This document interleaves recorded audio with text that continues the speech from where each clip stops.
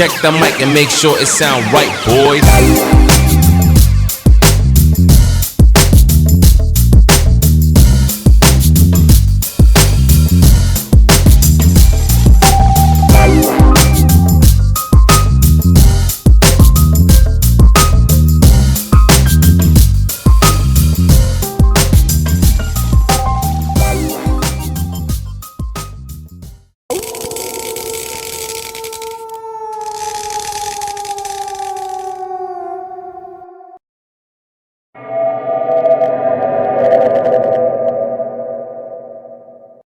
Assalamualaikum warahmatullahi wabarakatuh. Ketemu lagi dengan kami berempat dan masih kurang personel satu, tidak bisa hadir berhalangan. Kali ini kita masih akan membahas seputar Urban Legend, masih di daerah Depok tapi agak melipir sedikit ke daerah Sawangan ya. Kali ini kita akan membahas tentang sebuah villa. Entah sebuah villa atau rumah itu di daerah Sawangan gitu, dan namanya villa itu kalau nggak salah Villa Rosa. Nah, menurut yang gua kulik atau gua baca-baca di berbagai sumber, bangunan itu sudah ada sejak tahun 80 atau 90-an gitu, dan dimiliki oleh seorang dokter mata gitu. Dan konon katanya keluarganya itu tinggal di sana, tiba-tiba pergi atau meninggalkan rumah itu juga karena ada sedikit gangguan dari ya makhluk-makhluk di sana gitu, dan sampai akhirnya sekarang terbengkalai dan kondisinya mungkin ya sangat memprihatinkan lah gitu, sangat kotor atau segala macam gitu. Dan kalau dilihat dari depan atau pinggir jalan tuh udah ditumbuhi pohon-pohon gitu di gerbangnya gitu kan. Di sana juga sering ada kecelakaan, katanya itu minta tumbal atau apalah gitu karena penunggu sana. Dan juga yang paling penting, sering terlihat atau orang-orang atau warga di sana tuh mempercayai ya, atau ini mitosnya itu ada sesosok wanita. Sosok wanita itu berparas ya setengah Belanda lah, entah itu mungkin Indo ya atau percampuran kayak gitu. Dan itu mereka kenal atau disebut dengan namanya tuh Nyai gitu. Nyai gitu. Dan menurutnya juga, jadi dia itu sebenarnya meninggalnya ada sebuah perjanjian gitu, perjanjian dengan makhluk gaib semasa dia hidup katanya gitu loh. Karena dia ini orangnya katanya sih sangat ambisius, ingin mencapai segalanya dengan sesuatu hal yang kurang baik gitu. Maka dari itu mungkin ya dia melakukan seperti itu dengan ya membuat perjanjian. Dan sampai sekarang juga menurut yang orang-orang bisa gitu, yang paranormal lah kita bilangnya, yang udah terkenal kan pernah situ tuh ya kan, ada yang pernah melakukan ekspedisi sampai sekarang pun masih minta tumbal untuk kita sebutnya ketuanya. Jadi Nyai itu meminta tumbal untuk dipersembahkan ke makhluk gaibnya yang buat penyajian itu sendiri sampai sekarang gitu. Mungkin kalau lo pernah lewat daerah situ Sawangan, apa sih yang lo rasain gitu sih kalau lo lewat jalanan itulah Sawangan, atau lo mau ke arah mana dan lo lewat villa itu, karena nanti kan persis buat di pinggir jalan gitu. Siapa yang mau duluan bercerita? Gue sih pernah sih kayaknya lewat situ. Tapi emang sepanjang jalan Sawangan ya yang dari belokan itu memang lumayan sih kalau gue bilang. Lumayan auranya lumayan beda ya. Karena setiap kalau lewat situ selalu apa sih, mata kita selalu pengen tertuju ke di dia. situ. Iya. Mungkin itu juga salah satu jadi faktor yang kecelakaan Iya, gitu. iya. Tapi Karena juga meleng. itu juga faktor ada kesalahan manusia itu sendiri gitu, yang kurang hati-hati, nggak fokus gitu. Kalau kamu pernah nggak sih lewat situ atau belum? Saya kata pernah tapi nggak memperhatikan situ. Sawangan ya sering juga tapi nggak memperhatikan. Iya, jadi ya udah lewat aja gitu. Lihat aja. Kalau Pak Oji, Gue tadi lu bilang kayak setiap lewat situ mata pasti selalu meleng. iya, Iya, Kayak- karena kayak- pengen ngeliat aja gitu. menarik, kayak apa gitu. Iya, kayak ada apa gitu tapi ya tau lah. Kalau malam ya. Iya. Nah, sekarang kita berbicara tentang villa. Seperti biasa, apa pengalaman kalian kalau sedang liburan atau di villa itu, ada gak sih kalian mengalami kejadian-kejadian? Ini bukan di Villa Rosa ya, tapi ini kita seperti biasa menanya pengalaman pribadi ya, tapi tetap menyangkut soal villa. Pernah atau enggak kalian mengalami hal-hal mistis di villa yang pernah kalian tempati gitu? Ada yang mau duluan apa gue duluan nih? Iya boleh. Ya, jadi kalau gue di villa di daerah biasalah Puncak, ya kan, daerah Puncak. Jadi itu ada acara sama teman-teman, rame lah, kita dari hari Jumat sampai Minggu gitu. Nah, awalnya tuh sih biasa gitu ya, enak gitu kan. Kita ke kamar 1, kamar 2, kamar 3. Jadi itu villa itu ada 3 kamar. Yang 1 kamar itu di dekat pintu masuk pertama, dan yang 2 kamar itu di ruangan tengah dan dia dempetan. Dan gua tertarik dengan salah satu kamar, itu yang kamar paling ujung ya, kamar ketiga tuh. Karena gue melihat situ tuh kamar luas gitu, beda sama yang lain gitu kan. Ya udahlah, gue pilih sini buat istirahat, buat tidur kan gitu kan. Nah, di hari, kalau nggak salah malamnya itu gue merasakan keanehan gitu. Jadi gue sekitar jam berapa tidur ya, jam hampir tengah malam lah gitu, hampir tengah malam.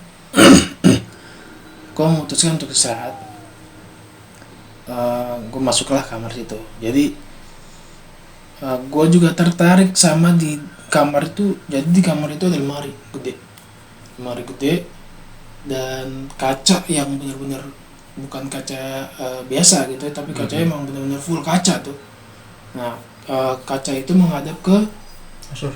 bukan, jadi kalau keluar tuh langsung pemandangan gitu, kayak pohon-pohon gitu, pohon pinus atau apa. Kelihatan luarnya. Nah, lampu gue matiin. Tapi gue nggak bisa tidur dan mata gue tuh tertuju sama lemari itu gitu. Jadi kalau gue tidur tuh menghadapnya langsung lemari. Jadi gue tidur istilahnya menghadap ke sana ya gitu. Kalau gue di sini, kaki gue sana, jadi lemari itu di sana gitu. Jadi gue nggak bisa tidur. Ngadapnya ke kaca terus tuh. Enggak, ke lemari pertama. Lemari. Dan kalau kaca itu tepat di kepala nih. Belakang. Pas banget di belakang. Tapi gue kan entah kenapa tuh pandangan gue mau ke lemari mulu. Gitu kan. Gue khawatir nih. Wah, ini lemari kok kayaknya bikin gue gak nyaman. Gitu kan. Gue jadi kayak mikir di film-film, tau gak lo? Tahu ada Di atas. lemari kan. Atau Gitu. nongol dari dalam lemari gitu. Iya.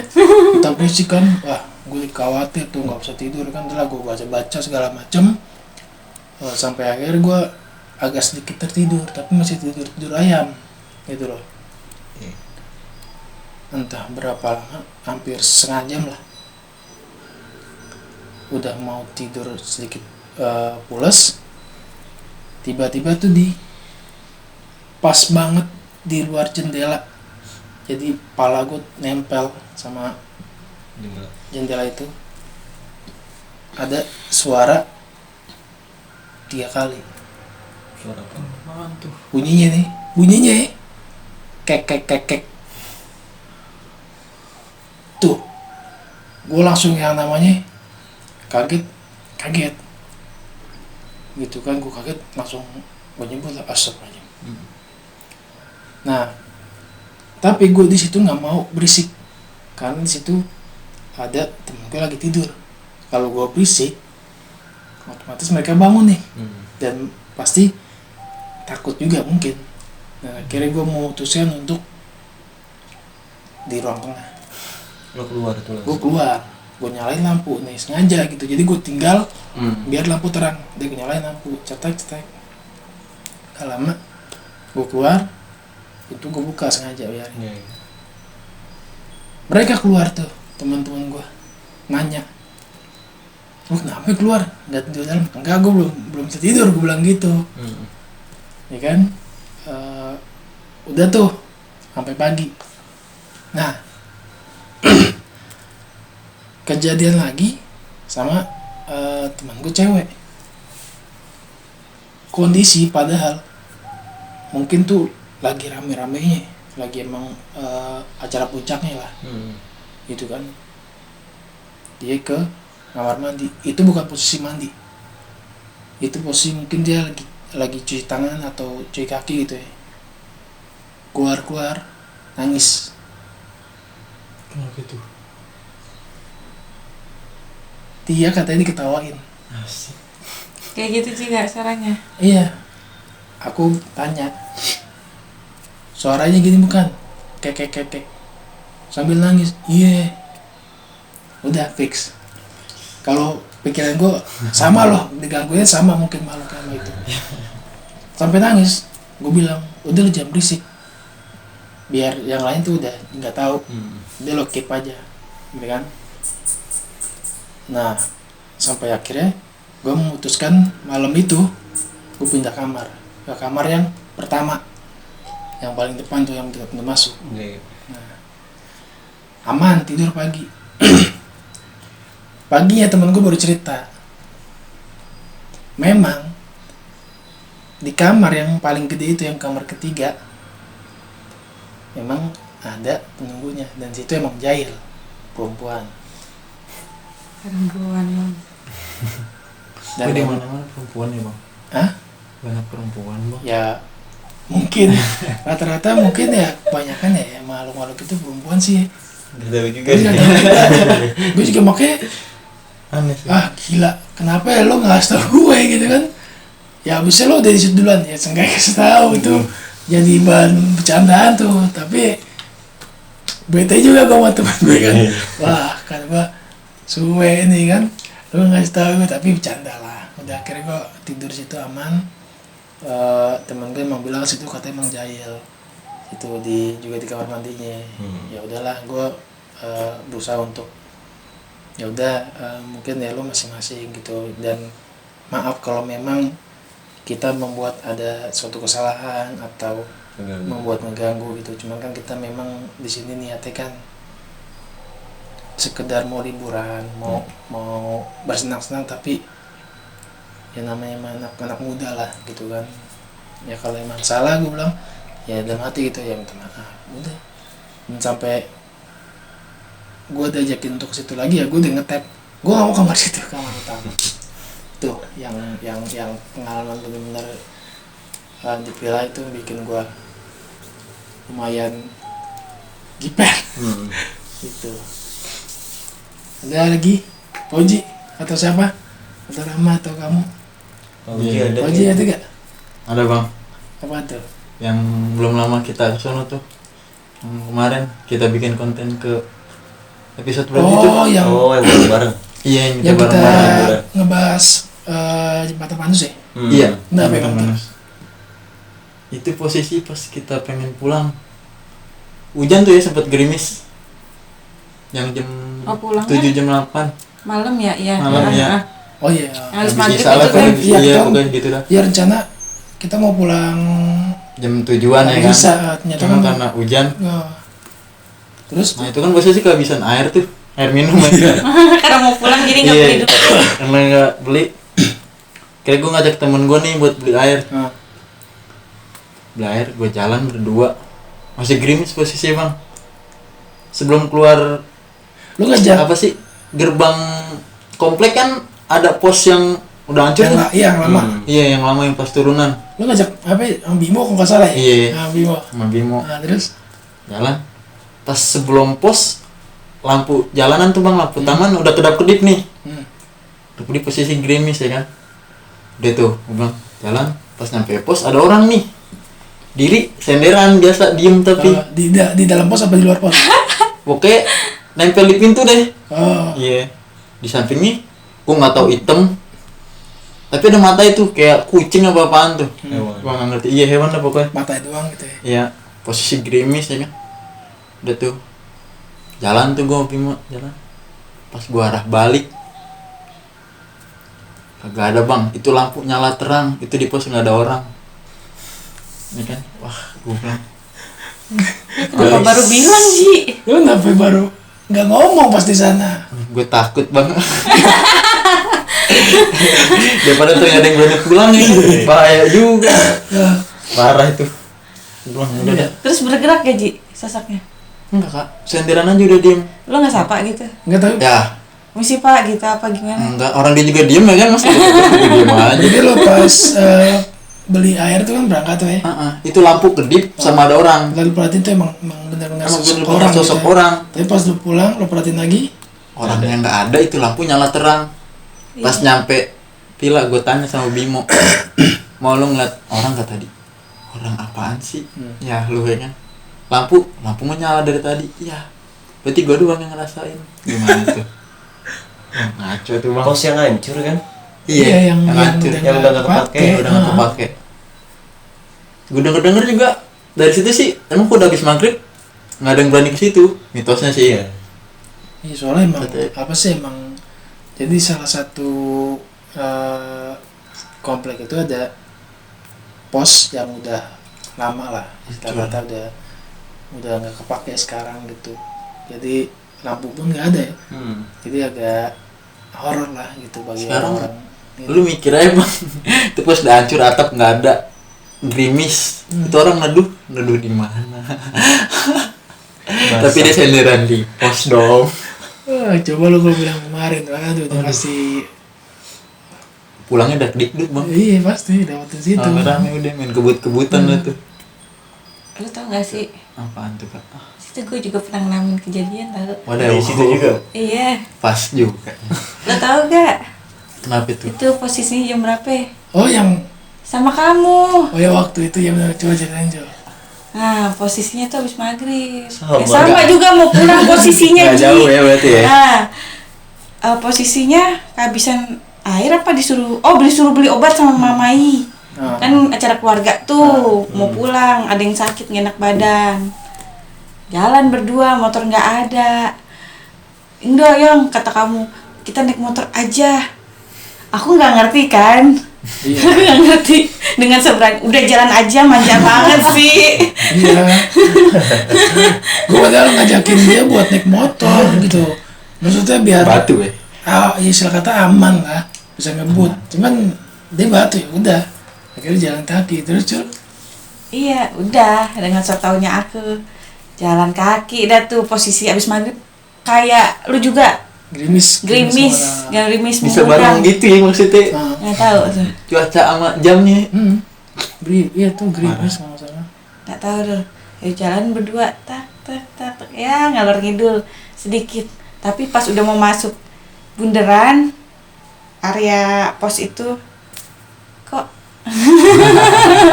yang apaan yang jatuh yang Iya jadi bundaran tuh lewat masih biasa ngobrol-ngobrol, tapi pas habis bundaran gitu. Turunan kan tuh ya? Ini pegang tangan gue nih, dari pegang tangan biasa gitu, maksudnya nggak terlalu di ini. lama-lama kok kata gue Kenceng. Nongkrong. kenceng nggak ada suara, nggak ngobrol. Akhirnya gue minta untuk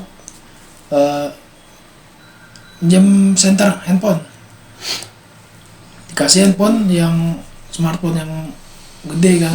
Jadi kan senternya lebih kurang, gue minta jangan yang ini yang biasa aja yang kecil, jadi bawa Nokia yang tipe-tipe lama lah. Oh, iya. Buat itu kan biasa, jadi yang center yang remang-remang, karena gue mikir kalau yang gede udah jelas kelihatan, tapi kalau yang remang-remang masih aman nih. Ya kan? Samar-samar. Asal yang penting ada penerangan. Iya, ranting dong jatuh. Iya. Lumayan tuh berasa suaranya gede banget. Jedung.